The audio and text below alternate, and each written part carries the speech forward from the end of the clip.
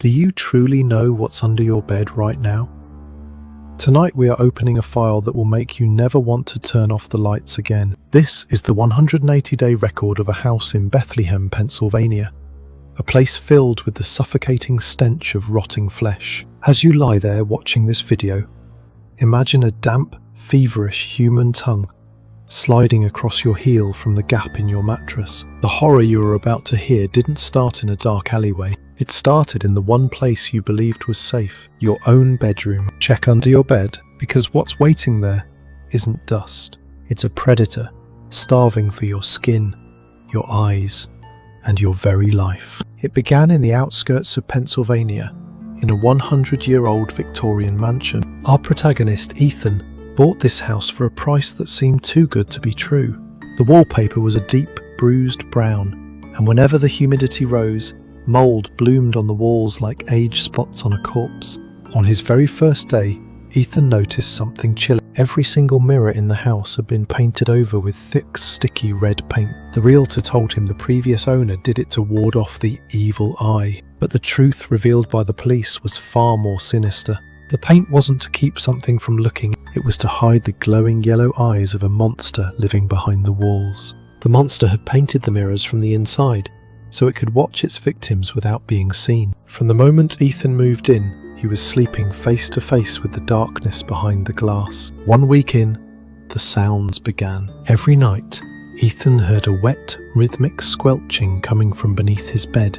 It sounded like someone tearing through raw, tough meat with their teeth. Ethan convinced himself it was an infestation of rats. He placed pieces of cheese laced with powerful poison deep under the bed. The next morning, the cheese was gone. In its place were 6 rat heads, severed and arranged neatly like an altar. Something had eaten the poison and laughed. As a thank you, it had hunted the house's real vermin and presented them to Ethan as a gift.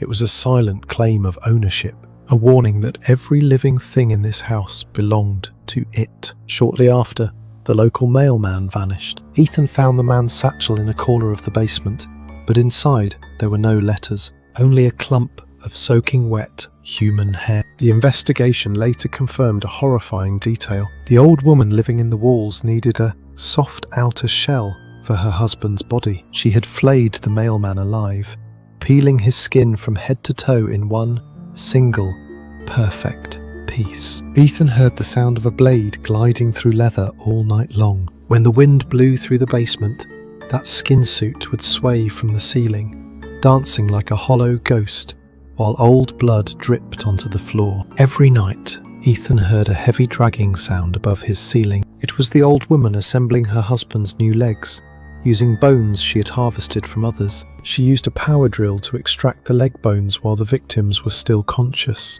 Each time the drill bit bit into bone, a cloud of white dust and red mist coated her face. Ethan tried to tell himself it was just old pipes rattling, but it was actually the sound of victims whose tongues had been cut out so they couldn't scream, clawing at the floorboards in agony.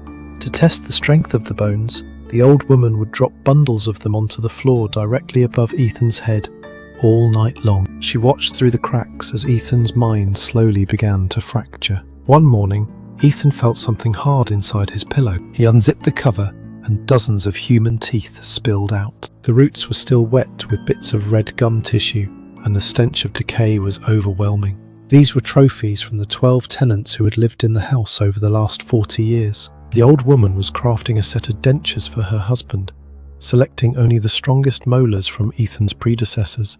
It was an invitation, a silent promise that Ethan's teeth would soon be part of the collection. In the basement fridge, Ethan found a row of glass jars. Each was labelled with a date and a name. The newest jar bore Ethan's name. Inside was a viscous, yellowish clear fluid. It was vitreous humour, the fluid from inside a human eye, extracted by the old woman using a precision syringe while Ethan was in a deep sleep. She needed the freshest, youngest ocular fluid to restore her husband's sight. She felt a sense of ecstasy as the needle pierced the eyeball. Ethan noticed his vision getting blurrier every day, but he never dreamed he was being harvested piece by piece. The bathtub in the house began to backwash with mysterious red water. The old woman was soaking her harvested skins in warm human blood to keep them from hardening. When the blood cooled, she would reheat it on an old stove and mix in fresh supplies from a new corpse. One night, as Ethan showered, he felt a smooth, slippery texture against his skin. It wasn't soap. It was a patch of skin from someone's back, caught in the drain. Behind the walls, police later found a notebook made of human hide. It contained detailed analysis of Ethan's skin. The old woman had concluded that the skin on Ethan's left thigh was the perfect match for her husband's facial transplant. Every night, she sharpened her razors, waiting for the right moment. The old woman's madness reached a fever pitch. She began building a device to amplify the pulse of a living heart to jumpstart her husband's. The part she used was the chest of a missing repairman. She carefully pried open his ribs and wrapped copper wires around his still beating heart. Ethan heard the electrical panel buzzing and sparks flying, not realizing a human heart was being used as a biological battery somewhere in the house. The old woman sang eerie lullabies while injecting the heart with adrenaline to keep the engine running. She also wanted her husband to have a voice. She collected the Adam's apples of her victims, connecting the vocal cords into a long, bellows-like apparatus. The moaning sound Ethan heard late at night wasn't the wind.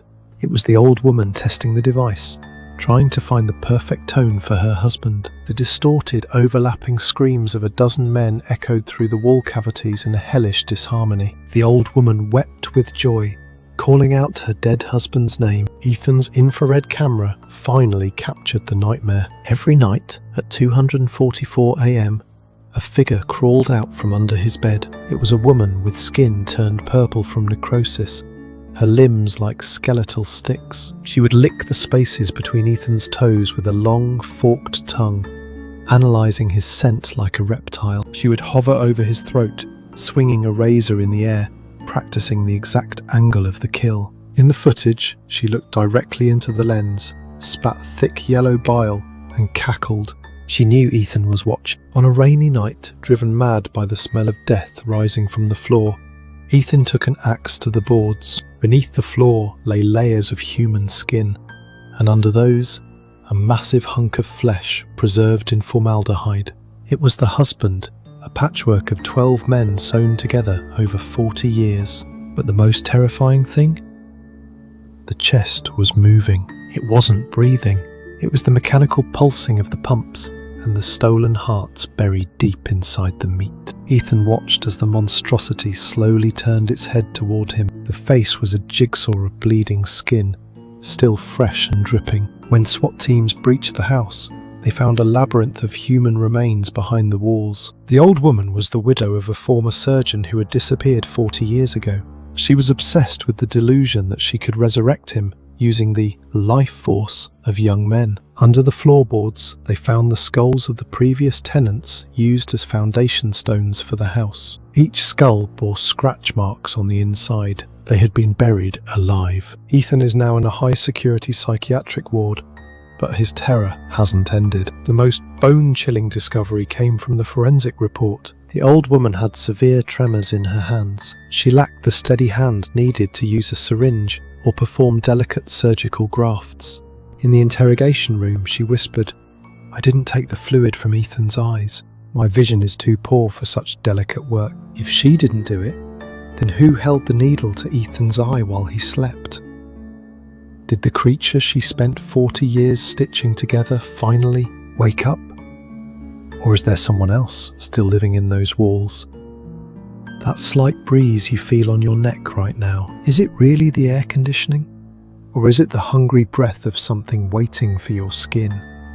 Check under your bed one last time.